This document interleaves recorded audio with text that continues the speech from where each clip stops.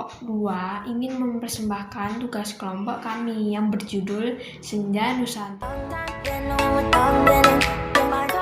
Tapi sebelum itu, nama saya Renata dari kelas 7A nomor urut 21. Nama saya Ikel, nomor absen 23 dari kelas 7A. Saya Nata Ayu, absen 24 dari kelas 7A. Halo teman-teman, perkenalkan nama saya Yuna Kristiano, absen 30 kelas 7A.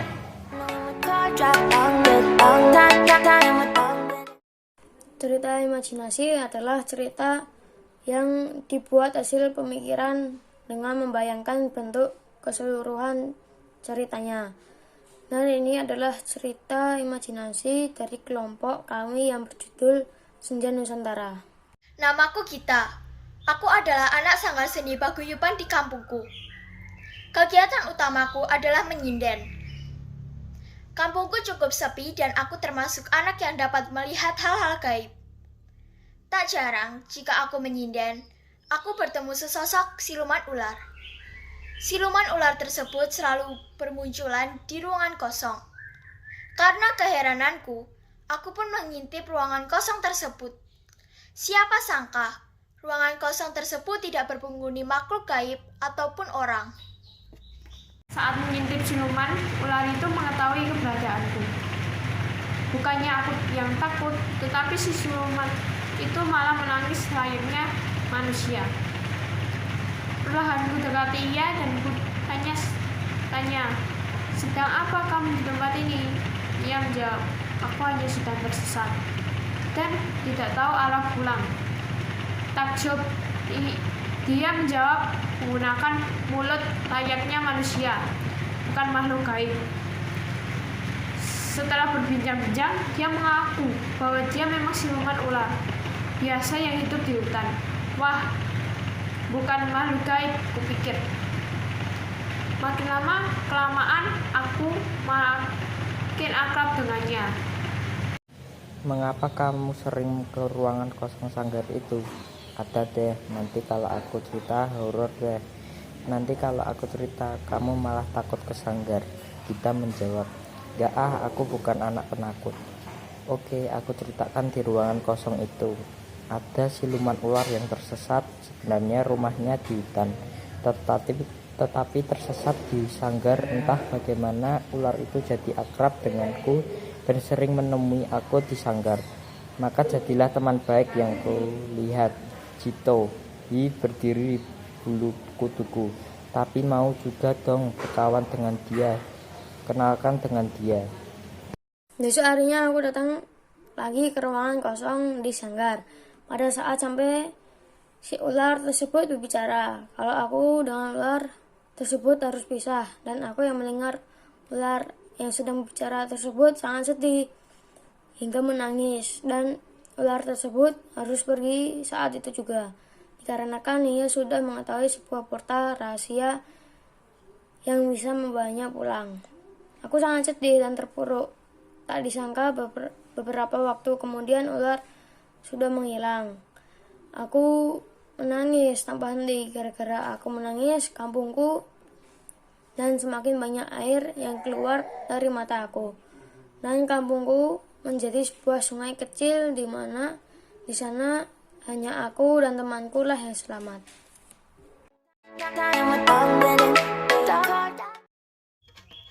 Tari Serimpi adalah bentuk repertoar Jawa klasik yang berasal dari tradisi Kerajaan Mataram. Tarian ini berasal dari Kerajaan Mataram. Sejak perpecahan Mataram menjadi dua, yakni Surakarta dan juga Yogyakarta. Makna tari Serimpi adalah impi atau mimpi yang memiliki unsur yaitu grama atau api, toya atau air, bumi atau tanah, dan udara atau angin. Kemunculan tari Serimpi berawal dari masa kejayaan Kerajaan Mataram saat Sultan Agung memerintah pada tahun 1613 sampai 1646. Tarian ini dianggap sakral karena hanya dipentaskan dalam lingkungan keraton untuk ritual penegaraan sampai peringatan kenaikan tahta sultan. Pelestarian tari serimpi perlu kita ketahui agar tidak terjadinya kepunahan. Cara melestarikan tari yaitu memperkenalkan tari di negara, khususnya di Indonesia, agar orang daerah lain bisa mengetahui. Sering mementaskan tari tersebut agar dapat dilihat banyak orang dan dikenal banyak orang. Itu perlu mempelajari dan mempraktekkan tarian tersebut. Contohnya, mengikuti sanggar seni, mencari informasi tentang seni tari daerah agar dapat memahami tarian tersebut. Properti saat menarikkan tari serimpi berbagai macam.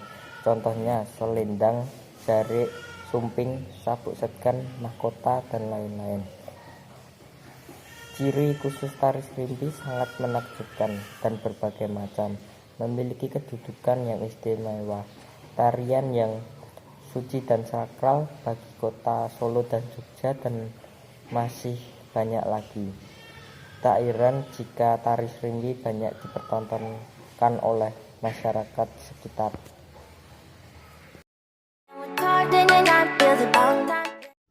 Nasi liwet merupakan makanan khas Solo yang dapat ditemui di berbagai macam daerah Solo.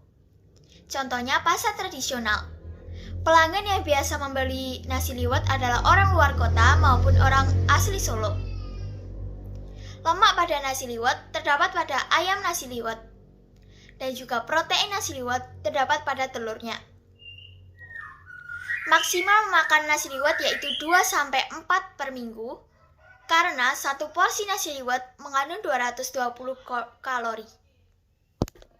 Serabi merupakan jajanan khas Jawa Barat, dapat ditemui di berbagai pasar. Berasa manis, mengandung energi 2,6 mg, mengandung vitamin, tidak boleh dimakan setiap hari. Leker, makanan khas dari kota Surabaya, dapat ditemui di pedagang kaki lima di luar sekolah. Pelanggannya adalah anak sekolah dan orang dewasa. Gizi yang ada: protein di bagian telur, karbohidrat bagian tepung dan gula, mineral di bagian air, vitamin di bagian pisang atau toppingnya, lemak di bagian minyak. Sebaiknya dimakan pagi atau sore, maksimal 1 hari 1 kali atau seminggu 3 kali. Klepon jajanan khas dari Jawa Tengah, dapat ditemui di pasar-pasar tradisional. Pelanggannya anak-anak juga orang dewasa. Gizi yang terdapat pada makanan klepon: protein, karbohidrat, lemak, serat. Protein pada makanan klepon terdapat pada tepung. Karbohidrat pada makanan klepon terdapat pada tepung. Lemak pada makanan klepon terdapat pada kelapa parut. Serat pada makanan klepon terdapat pada kelapa parut, tepung. Sebaiknya dimakan pagi, siang, atau sore. Maksimal 1 hari 2 kali atau seminggu 4 kali. Sekian dari kelompok kami. Bila ada kekurangan atau kesalahan, mohon dimaafkan karena kami masih belajar. So, sampai jumpa lagi teman-teman. Terima kasih. Moving away to the sea for a getaway. Car top down and we're driving just to feel young. Moving away